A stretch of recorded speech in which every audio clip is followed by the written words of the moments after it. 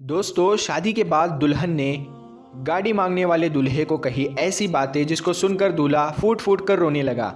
जी हाँ दोस्तों, आज की इस वीडियो में हम आपको एक ऐसा ही सच्चा वाकया बताने वाले हैं जिसको सुनकर आप लोग भी हैरान और परेशान हो जाओगे। इसीलिए दोस्तों, आप इस वीडियो को आखिर तक ज़रूर देखें और अगर आप भी दहेज मांगने वालों के सख्त खिलाफ हो तो आप इस वीडियो को दिल से एक लाइक करके आगे शेयर भी कर दे ताकि दहेज मांगने वालों की आंखें खुल सके। तो चलिए दोस्तों, शुरू करते हैं। दोस्तों, गुजरात के अहमदाबाद में दो परिवारों में लड़का और लड़की की मंगनी हुई, यानी कि सगाई हुई। दोनों ही परिवार अच्छे खासे पढ़े लिखे थे। सगाई के बाद तकरीबन 1 साल का वक्त गुजरा। उसके बाद शादी का दिन भी आ गया। जब लड़के वाले बारात लेकर लड़की के घर पहुंचे तो शानदार तरीके से बारातियों का स्वागत किया गया, मगर निकाह से पहले लड़के ने गाड़ी की मांग कर दी। तो ये सुनकर लड़की का वालिद हैरान और परेशान रह गया। जब इसके बारे में लड़की को मालूम हुआ कि लड़के ने कार गाड़ी की मांग की है तो निकाह के लिए वो मना करने लगी। ये देखकर लड़की का वालिद अपनी बेटी को मनाने लगा कि बेटी, अगर शादी नहीं हुई तो हमारी इज्जत चली जाएगी, तुम शादी के लिए हाँ कर दो। ये सुनकर लड़की अपने वालिद से कहने लगी, अब्बा, आप ऐसे शख्स के साथ मेरी शादी क्यों करवाना चाहते हो जिसको मुझसे नहीं मेरे साथ जाने वाली दौलत से मोहब्बत हो। बाबा, मेरी वहाँ पर क्या ज़िंदगी होगी जहाँ पर मेरी इज्जत मेरे इल्म, हुनर और मेरी सादगी की वजह से नहीं बल्कि मेरे साथ जाने वाली गाड़ी, फ्रिज और दूसरी महंगी चीज़ों की वजह से होंगी। तो ये सुनकर लड़की के वालिद की आंखें भर आई और कहने लगी कि अब अगर इनकार हो गया तो लोग क्या कहेंगे, हमारी इज्जत का क्या होगा। जब मैंने इतना ही सब कुछ किया है तो मैं गाड़ी का भी इंतज़ाम कर दूंगा, मगर तुम इनकार मत करो। खैर दोस्तों, वो लड़की अपने बाप के आंखों में आंसू देखकर शादी के लिए तैयार हो गई। उसके बाद उन दोनों की शादी हो गई।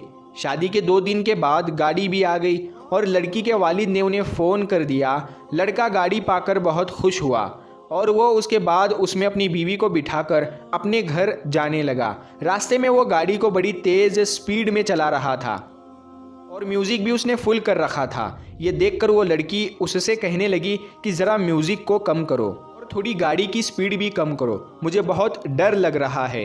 तो ये सुनकर उस लड़के ने कहा कि मुझे काफ़ी टाइम हो गया है अपने दोस्तों की गाड़ी चलाते हुए, आज पहली बार मैं अपने खुद की गाड़ी चला रहा हूँ और मेरी तो इतनी औकात भी नहीं थी कि मैं खुद गाड़ी खरीद लेता। इसीलिए मैंने तुम्हारे पापा से गाड़ी की मांग की और उन्होंने मुझे दे भी दी, इसीलिए आज मैं बहुत खुश हूँ। दोस्तों, वो दोनों आपस में बातें कर ही रहे थे, इतने में उनका ध्यान भटक गया और सामने उनके एक भिखारी आ गया। उसको टक्कर लगने ही वाली थी कि लड़की चिल्ला उठी और लड़के ने गाड़ी घुमा ली और वो भिखारी बच गया।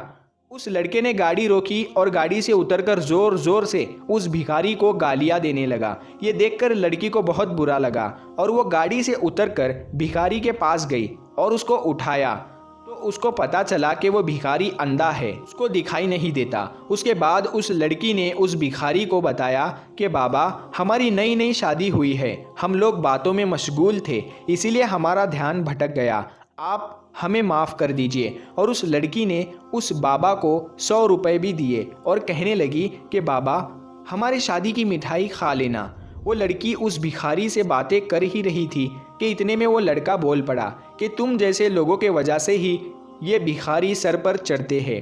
ये लोग ऐसे ही होते हैं जो जानबूझकर गाड़ी के आगे आते हैं ताकि इनको बाद में पैसे मिल सके। ये सब भिखारी ऐसे ही होते हैं। ये सुनकर उस लड़की को बहुत बुरा लगा और वो उस लड़के से कहने लगी, ये भिखारी होते हैं ना, ये सुबह उठकर दर दर फिरते हैं, तब जाकर इन्हें पैसे मिल पाते हैं। जब ये मेहनत करते हैं तब जाकर इन्हें थोड़ा बहुत मिल पाता है, मगर जहाँ पर मेरे पापा ने मुझे पाल पोस कर इतना बड़ा किया है, उन्होंने अपना सब कुछ आपके हवाले कर दिया। जो आपने मांगा था वो सब कुछ आपको दे दिया। अब आप ही बताओ कि यहाँ पर असली भिखारी कौन है, ये जो गाड़ी के नीचे आने वाला था या फिर वो जो गाड़ी इस पर चढ़ाने वाला था। दोस्तों, ये सुनकर उस लड़के के होश उड़ गए, उसके कान खुले के खुले ही रह गए और उसको एहसास हो गया था कि यहाँ पर असली भिखारी कौन है, इसीलिए वो अब बोल भी नहीं पा रहा था। उसको पता चल चुका था कि यहाँ पर असली भिखारी तो मैं खुद हूँ। लड़की की इन बातों को सुनकर वो लड़का रोने लगा।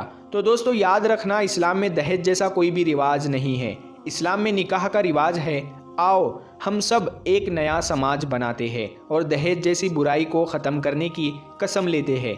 जो असली मर्द होगा वो खुद कमाएगा और ख़ुद के दम पर ये सब कुछ हासिल करेगा। तो प्यारे दोस्तों, उम्मीद करते हैं आपको ये वीडियो पसंद आई होगी। इस वीडियो को ज़्यादा से ज़्यादा शेयर करना आपका काम है। मिलते हैं फिर एक नई वीडियो के साथ, तब तक के लिए अस्सलाम वालेकुम, अल्लाह हाफ़िज़।